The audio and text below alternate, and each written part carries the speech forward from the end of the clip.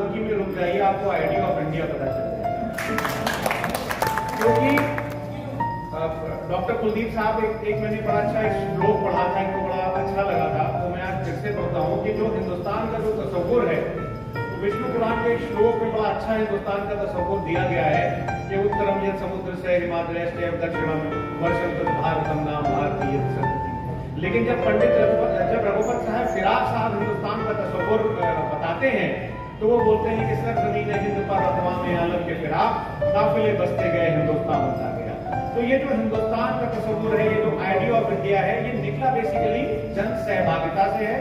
और बाराबंकी में जन सहभागिता जितनी ज्यादा हमको देखने को मिलती है, क्योंकि मेरा ये बड़ा स्ट्रॉन्ग बिलीव है, मैंने देखा है अपने वालिद साहब के टाइम से कि अगर कभी उनको कोई तकलीफ होती थी तो उनका पहला फोन जाता था शायद ब्रजेश दीक्षित चाचा के पास। अगर उनको कोई काम होता था तो वो दिलीप गुप्ता साहब को हमेशा से याद करते थे। तो जो गंगा जमनी तहजीब की जो एक बाराबंकी एक मिसाल है, वो मुझे लगता है कि पूरी दुनिया में कहीं नहीं मिलेगी। और आइडिया ऑफ इंडिया को अगर कोई रिप्रेजेंट करता है तो वो बाराबंकी करता है। और जन सहभागिता भी एक मुझे लगता है कि उसी का पार्ट है।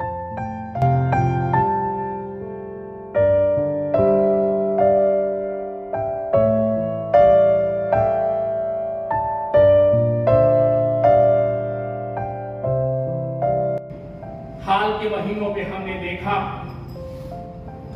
कि बाराबंकी से मिलने वाले पहुंचने वालों की तादाद कमी हुई है, फोन भी कम आना शुरू हुए हैं।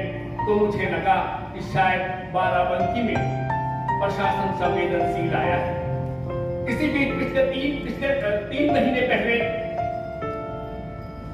हमारी जब बतौर सूचना आयुक्त नियुक्ति हुई, हमने बाराबंकी का रिव्यू किया तो हमने पाया कि बाराबंकी में इस वक्त अच्छे प्रशासनिक अधिकारी हैं जो लोगों की समस्याओं को सुन रहे हैं। कि देश के प्रधानमंत्री थे, उन्होंने कहा था कि जब वो दिल्ली से 1 रुपए किसी भी जिले के विकास के लिए भेजते हैं तो 85 पैसे रास्ते में ही खो जाते हैं और जिले को 15 पैसे पहुंचते हैं। यही सब वो बातें थी जिसके मद्देनजर 2005 में सूचना का अधिकार कानून लाया गया।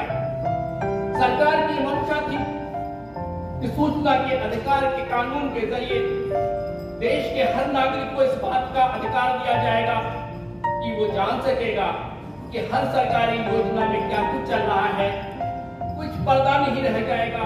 उस पारदर्शिता को के लिए ही इस कानून को लाया गया था।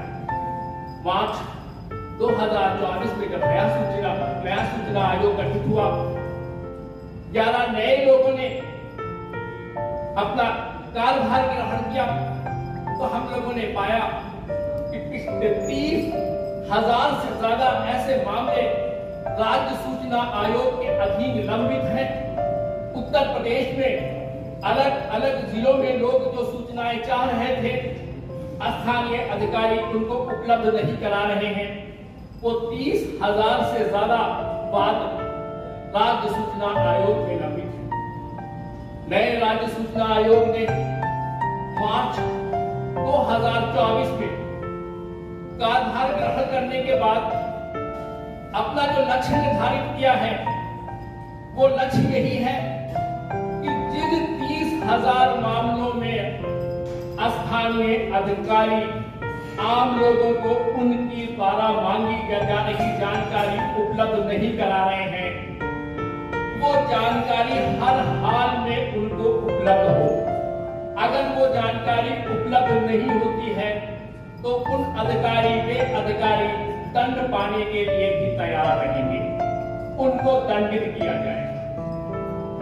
हमारी प्राथमिकता, राज्य सूचना आयोग की प्राथमिकता यही है कि जो लंबित मामले हैं, जिन मामलों में अधिकारी का सूचनाएं नहीं दे रहे हैं, वो अपनी सूचनाएं उपलब्ध कराएं।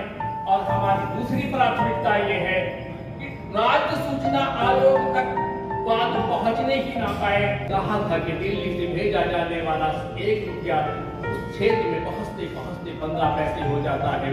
तो सूचना का अधिकार कानून इसीलिए मजबूत से मजबूती बनाया जा रहा है, ताकि आम लोगों तक जो सरकार से जुड़ी सूचनाएं हैं, जो पारदर्शिता की बात जिसमें कही जा रही है, वो पहुंच सके।